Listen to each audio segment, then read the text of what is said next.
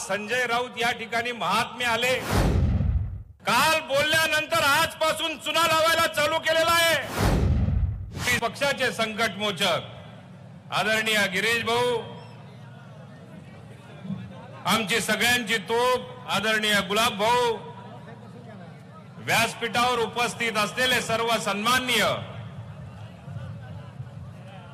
आजी माजी आमदार, सर्व पक्षाचे अध्यक्ष, उपस्थित सर्व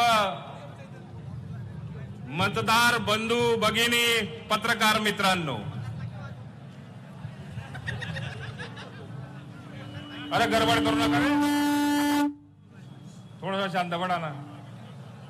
त्या मंगेश दादा नांदी नका लागू इथला, तो कवय मोय बिगाड देस बरं।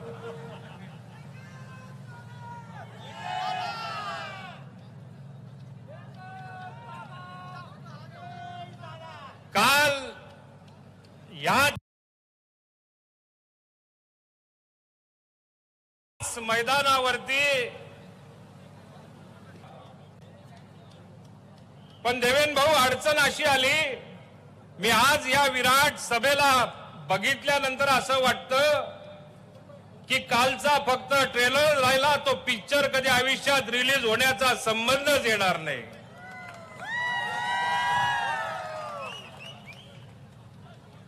आणि आपल्या सगळ्यांच्या आशीर्वादाने या ठिकाणी दोन उमेदवार आहेत, तिकडे रक्षाताई आहे, इकडे स्मिताताई आहे। काल व्यासपीठावर 3 नग आले होते। आज ज्या वेळेला मी सगळ्यांचे प्रवेश, संजय गरुड आणि त्यांच्या बरोबर सगळ्यांचे प्रवेश बघत होतो, रावेर लोकसभा मतदारसंघामध्ये गिरीश भाऊ, आमची विनंती आहे, निदान तुतारी वाजवायला तरी 2-4 शिल्लक राहू द्या। सगळेच जर का तुतारी वाजली आणि बंद पडली तर फार मोठी अडचण होईल। मी काल एका लग्नाला गेलो होतो गिरीश भाऊ, आणि त्या लग्नाच्या प्रसंगी मला एक आठवलं की अडगडीत पडलेली जी तुतारी जी होती, ती अडगडीत पडलेली तुतारी कोणीतरी बाहेर काढली, प्या प्या प्या प्या पिंगारी सारखी त्या ठिकाणी वाजवली, आणि जसं नवरदेव नवरी आत गेले तशी ती तुतारी काढली आणि अडगडीमध्ये परत आपल्या बंद खोलीमध्ये ठेवली। अशी परिस्थिती आज रावेर लोकसभा मतदारसंघामध्ये आपल्याला बघायला मिळते। जळगावच्या बाबतीमध्ये आमच्याच तालुक्याचे आहेत,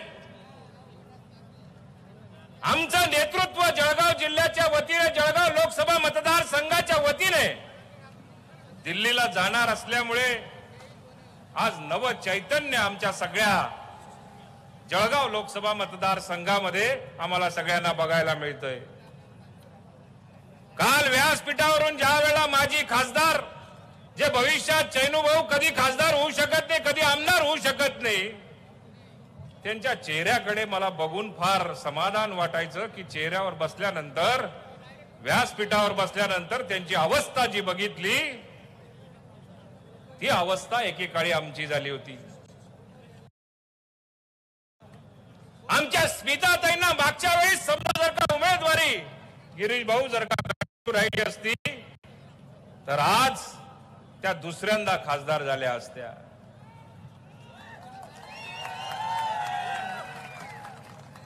पण गिरीश भाऊ, कधी कधी खोटे शिक्के ओळखावे लागतात।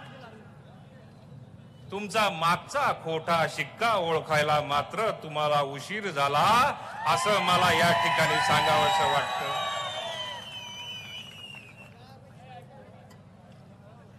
आता ते जळगाव जिल्ह्याच्या लक्षात आलंय। काल संजय राऊत या ठिकाणी महात्मे आले,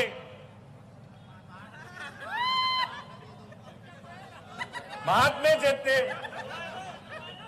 हा संत सखाराम महाराजांचा जिल्हा आहे, आई मुक्ताईचा हा जिल्हा आहे, बहिणाबाई चौधरींचा हा जिल्हा आहे। खरं तर मला असं वाटतं, तुम्ही म्हणण्याची तुझी लायकी नाही आणि तू म्हणण्याची आमची संस्कृती नाही, त्यामुळे ज्या पद्धतीने या ठिकाणी लँग्वेज वापरली गेली, भाषा वापरली गेली, भारतीय जनता पार्टीचा पक्ष म्हणजे खाऊ पक्ष.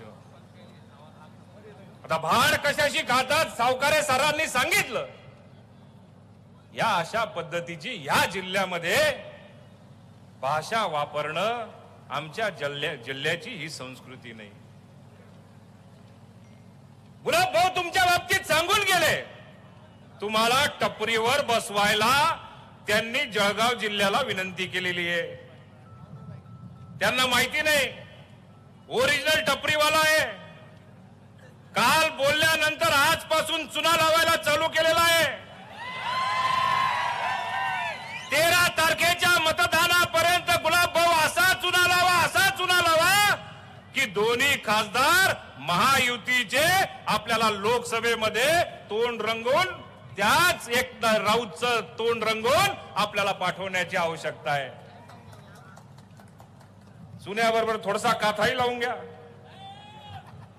त्याचं नशीब चांगलं की या व्यासपीठावरून बोलल्यानंतर तो तोंड लाल न करता गेला, हे त्याचं नशीब. मी फार काही अधिक वेळ बोलणार नाही, पण आमचं सर्वांचं श्रद्धेय स्थान माननीय अजितदादा पवार यांचा आमच्यावरती विश्वास आहे. त्यामुळे राष्ट्रवादी काँग्रेस पक्षाच्या वतीने भाऊ तुम्हाला मी आश्वासित करतो की या जिल्ह्यामध्ये आमचे आजी माजी सगळे आमदार व्यासपीठावर मागे बसलेले आहेत. जिल्ह्यातले सगळे पदाधिकारी या ठिकाणी उपस्थित आहेत. आमच्या श्रद्धेय अजित दादांनी ज्या पद्धतीने आम्हाला आदेश दिलेला आहे त्या पद्धतीने आपल्या दोन्ही उमेदवाराला भरघोस मतांनी विजयी करण्याचा आम्ही सगळ्यांनी संकल्प केलेला आहे. एवढीच आपण या ठिकाणी आपल्याला आश्वासित करतो आणि माझे 2 शब्द संपवतो. धन्यवाद. जय हिंद, जय महाराष्ट्र.